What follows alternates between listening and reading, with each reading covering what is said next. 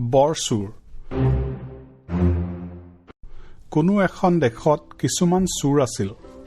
সিহঁতৰ ভিতৰত এটা সকলোতকৈ অঘাইতং চুৰ আছিল। সেই চুৰটোক তাৰ লগৰীয়া সৰু আন চুৰে বৰচুৰ বুলি মাতিছিল। তাৰ এটা পুতেক আছিল। সিও সেই বিদ্যাত বাপেকৰ সমনীয়া হৈছিল। বাপেকে এদিন ভাবিলে, মই মৰিলে মোৰ পুৱে মোৰ নাম ৰাখিব পাৰিবনে নোৱাৰে, এই কথাৰ প্ৰমাণ চাবলগীয়া হ'ল। ইয়াকে ভাবি এদিন সি পুতেকক ওচৰলৈ মাতি আনি সুধিলে, বোপাই অ, মোৰ আজিকালিকৈ আয়ুস টুটি আহিবলৈ ধৰিছে, পাছে তই জানো মোৰ পু বুলি চিনাকি দিব পাৰিবি আৰু বংশৰ নাম ৰাখিব পাৰিবি? এই বুলি সোধাত পুতেকে উত্তৰ দিলে, পিতাই, তুমি মোক তুলি তালি ডাঙৰ দীঘল কৰিছা যেতিয়া মই তোমাৰ বিদ্যা ৰাখিবই লাগিব, নহলে তোমাৰো নাম নমাব আৰু মোকো লোকে জহৰা বুলি হাঁহিব। এই কথা শুনি বাপেকে ৰং পাই কলে, মোৰ বোপাই, তই মোৰ নাম ৰাখিবি বুলি মই আশা কৰিছো, কিন্তু তেনেহলে তই এটা মহলাত উঠিব লাগিব, তেহে মোৰ মনৰ খুকুৰি যাব।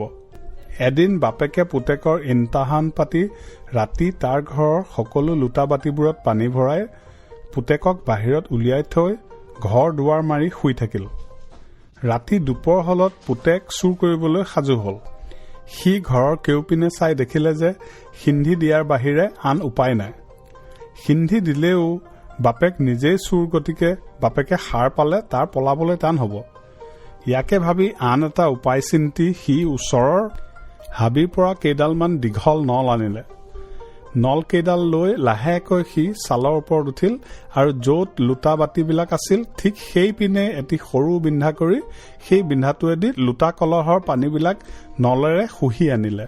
শেহত বাপেকে সিমানতো সাৰ নোপোৱা দেখি বিন্ধাটো ডাঙৰ কৰি সেই পিনে সৰকি বেৰেদি বগাই ভিতৰ সোমাল আৰু লাহেকৈ দুৱাৰ মেলি লৈ লৰালৰিকৈ লোটা কলহবোৰ বাহিৰলৈ উলিয়াই আনিলে। সিমানতো বাপেকে সাৰ নোপোৱা যেন দেখি সি এডাল জৰি আনি বাপেকক হাতে ভৰিয়ে বান্ধিলে আৰু এনেভাৱে বাহিৰলৈ দাঙি আনিলে যে বুঢ়াই পাতিত শুয়েই আছে নে কি কৰিছে গমকে ধৰিব নোৱাৰিলে। যেতিয়া সি বুঢ়াক মাটিত থলেহি তেতিয়াহে বুঢ়াই সাৰ পালে আৰু পুতেকক নথৈ সলাগি বস্তুবিলাক ভিতৰ সোমাই শুই থাকিল। এইদৰে বাপেক পুতেকে নিজ বৃত্তি চলাই মেলি অনেক দিন আছে। এদিন বাপেক পুতেক দুয়ো ৰজাৰ ঘৰত ৰাণীৰ অলংকাৰ চুৰ কৰি আনিবলৈ মন কৰি সিন্ধি দিলেগৈ। বহুত আঁতৰৰ পৰা সিহঁতে সিন্ধিটো লৰালৰিকৈ খানি নি ৰাণী শুই থকা পালেঙৰ তলত ওলালগৈ। বাপেক পুতেক দুয়ো পালেঙৰ তলৰ পৰা চাই দেখিলে যে বেটী দুজনীৰ টোপনি আহিছে। চাকিটো তেল নাইকিয়া হৈ নুমাব লগা হৈছে। ৰাণীয়েও টোপনিত ঘূৰাব লাগিছে। ইফালে পালি পহৰীয়াও নাই। এনেতে বাপেকে পালেঙৰ তলৰ পৰা ওলাই ৰাণীৰ গাৰ অলংকাৰবিলাক সুলকাই আনি পুতেকৰ হাতত দিলে, কিন্তু ডিঙিৰ হাড়ডাল থাকি গল। সেই দেখি পিছবাৰ সেই হাড়ডাল আনিবলৈ গৈ সি ৰাণীৰ ডিঙিত হাত দিওঁতেই ৰাণীয়ে সাৰ পাই কোন কোন বুলি চিঞৰি উঠিল। এনেতে চোৰক মূৰে পালে। পালি পহৰীয়াও জাপ মাৰি একে খেদাতে তাৰ ওচৰ পালেহি। বুঢ়া সাৰিবৰ উপক্ৰম কৰি সিন্ধিত সোমাওতেই তাৰ ঠেঙত সিহঁতে ধৰি পেলালে। যেতিয়াই সিহঁতে তাৰ ঠেঙত ধৰিলে পুতেকে বহুত কথা ভাবি চিন্তি বুঢ়াৰ মূৰটো কাটি লৈ গুচি গল। ৰজাৰ মানুহে ঠেঙত ধৰি বুঢ়াক টানি আনি চাই দেখে তাৰ মূৰটো নাই, কেৱল গা দুখৰহে আছে। সেইবাবে চুৰটো কোন ঠিক কৰা টান হল। সেই মুহূৰ্ততে ৰজাক সকলো বৃত্তান্ত জনোৱা হল। ৰজাই তেতিয়াই তেওঁৰ কটোৱালহঁতক মাতি আনি পাচিলে যে তহঁত দিহা দিহি যা, ক'ত মানুহে কান্দে ক'ত মানুহে খৰি দিয়ে তাৰ ভূ লহক। য'তে মানুহক খৰি দিয়া দেখ বা মানুহে কন্দা শুন তাৰ পৰা সিহঁতক মূৰ গুৰিলৈ ধৰি আনিবি। সেই কথা শুনি কটোৱালবোৰ দিহা দিহি গল। ইফালে বৰচুৰৰ পুতেকে বাপেকৰ মূৰটো কাটি আনি মাকক সকলো বৃত্তান্ত কলে। মাকে সেই কথা শুনি কান্দিবলৈ ৰাউচি ধৰোতেই পুতেকে মাকৰ ভৰিত দীঘল দি পৰি কবলৈ ধৰিলে, আই, এতিয়া মই পিতৃবধী। তুমি যদি চিঞৰি চিঞৰি কান্দা তেনেহলে ৰজাৰ মানুহে শুনি লৰি আহিব আৰু মোক নথৈ শাস্তি দিব। তাকে চাই তুমি যদি কান্দা কান্দা। সেই কথা শুনি মাকে কোনোমতে কান্দোন সামৰি থাকিল আৰু পুতেকক কলে, বোপাই, মোৰ অন্তৰত ইমান বেজাৰ লাগিছে যে যদি মই কিছুমান পৰ নেকান্দো তেন্তে মই থিৰেৰে থাকিবই নোৱাৰো। পুতেকে মাকক বুজাই ক'লে যে কান্দিবৰ অনেক সময় আছে আৰু যদি কান্দিবই লাগে দেখা শুনাকৈ কান্দাই ভাল। এইদৰে দুয়ো বেজাৰ দুয়োতে থৈ পিছদিনা পুৱা মাকে এযোৰ গাখীৰ গুড় একঠামান চকুৱা চাউল লৈ ভাৰখন পাতি আগতে পুতেকৰ কান্ধত ভাৰখন দি পাছে পাছে ছোৱালী খুজিবলৈ ওলাই যোৱাৰ চলেৰে যাবলৈ ধৰিলে। এনেতে পুতেক পিছলি পৰিল আৰু গাখীৰ গুড়ৰ কলহ দুটা ভাঙিল। মাকে সেইবাবে পুতেকক মাৰিলে আৰু ইয়াকে চেলৈ লৈ দুয়ো হুৰাও হুৰে কান্দিবলৈ ধৰিলে। ইফালে ৰাজ্যৰ কটোৱালে কান্দোন শুনি আহি কন্দাৰ কাৰণ সোধাত জানিব পাৰিলে যে কোনো মানুহ মৰাৰ কাৰণে সিহঁতে কন্দা নাই, সিহঁত দুখীয়া মানুহ, গাখীৰ গুড় ভগাতহে সিহঁতে কান্দিছে। সেই দেখি কটোৱালহঁতৰ মৰম লাগি মাক পুতেকক কৰি দুৱৰা দি থৈ গুচি গ'ল। পিছদিনা তিলনি পৰিল, কিন্তু বাপেকক তেতিয়ালৈকে খৰি দিয়া নহল। পুতেক বিবুদ্ধি, খৰি দিবও নোৱাৰি, ৰজাৰ কটোৱালে ধৰিব। ভাবি চিন্তি সি বুদ্ধি উলিয়ালে যে খৰি দিয়াৰ লগে লগে পিণ্ডৰো দিহা কৰিব লাগে। ইয়াকে ভাবি সি হাবিৰ মাজলৈ বাপেকৰ মূৰটো লৈ গ'ল।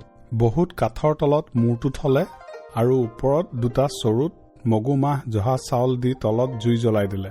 যেতিয়া মূৰত জুই লাগিলগৈ মানুহ পুৰাৰ গোন্ধও চাৰিওপিনে ওলাই গ'ল। গোন্ধ পাই কটোৱালহঁত লৱৰি আহিল। আহি সিহঁতে দেখিলে যে তাত মানুহ পুৰা নাই। এক সন্যাসীয়ে গাত ছাই সানি ভাং হুপি জুইৰ ওচৰতে বহি আছে। সিহঁতে সন্যাসীক ভক্তিভাৱে সেৱা কৰিলে। সন্যাসীয়েও সিহঁতক অভয় দি ওচৰলৈ মাতিলে আৰু ভাং খুৱাই ভোল নিয়াই প্ৰসাদ খাবলৈ দিলে। যেতিয়া বাপেকৰ মূৰ পুৰা শেষ হ'ল তেতিয়া সিহঁতক সন্যাসীয়ে সেই ভাতকে খুৱাই পঠিয়াই দিলে। ইয়াৰ পিছত পুতেকে ঘৰলৈ গুচি আহি মাকৰ আগত সকলো বৃত্তান্ত ভাঙি কলত মাকৰ আনন্দ মিলাল। আকৌ বাপেকৰ কাজৰ সময় হ'লহি। তাৰ নিমিত্তে সি সকলো দিহা পোহা কৰিলে আৰু মাহৰ শেষত ৰাতি কাজ পাতিবলৈ ঠিক কৰিলে। কিয়নো ৰজাৰ পুৰোহিতজন কুকুৰি কণা, সি কাজৰ দিনা ৰাতি গৈ বামুণত কান্ধতকৈ লৈ আহিলগৈ।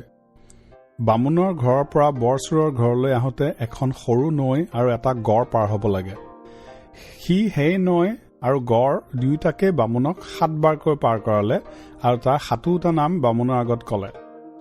তাৰ পিছত ঘৰ পাই সি বামুণৰ হতুৱাই কাজ কৰাই বৰণত ৰাজাঘৰীয়া অলংকাৰবোৰ দি বামুণক আকৌ কান্ধতকৈ আনি ৰজাৰ বৰচৰাতে বহুৱাই থৈ গুচি গ'ল। পিছদিনা ৰাতিপুৱাই আকৌ সি গৈ বৰচৰাৰ এচুকত পেট পেলাই পৰি থাকিলগৈ। ৰাতিপুৱা ৰজাৰ মানুহবিলাক উঠি দেখে যে ৰজাৰ পুৰোহিতে চোৰে নিয়া ৰজাঘৰীয়া অলংকাৰবোৰ পিন্ধি ৰজাৰ চৰাত বহি আছে। এই খবৰ গৈ ৰজাৰ কাণত পৰিলগৈ। ৰজা লৰালৰিকৈ আহি দেখে যে কথা সঁচা। পুৰোহিতে ক'লে যে কোনে তেওঁক ৰাতি সেইদৰে তাত বহুৱাই থলে তেওঁ ক'ব নোৱাৰে। ৰজাই ঘাই বিষয়াসকলৰ সৈতে মেলত বহিল। শেষত কোনোমতে চোৰ উলিয়াবৰ বুদ্ধি নাপাই ৰজাই চোৰক ধন্যবাদ দিব লগাত পৰিল। তেতিয়া ৰজাই ক'লে যে যদি এই চোৰটোক পাওঁ তেন্তে সত্য সত্য কৈছো তাক মোৰ ডেকা মন্ত্ৰী পাতিম। এই কথা শুনি বৰচোৰৰ পুতেকে লাহেকৈ গা উলিয়াই দীঘল দি পৰি ক'লে, স্বৰ্গদেউ, কাটক বা মাৰক, ময়ে সেই চোৰ। পাত্ৰ মন্ত্ৰী সকলো আচৰিত হ'ল, ৰজাও অবাক। কিন্তু এতিয়া আৰু কি কৰিব? প্ৰতিজ্ঞা কৰিলে যেতিয়া তেওঁ তাক ডেকা মন্ত্ৰী পাতিবলগীয়া হ'ল।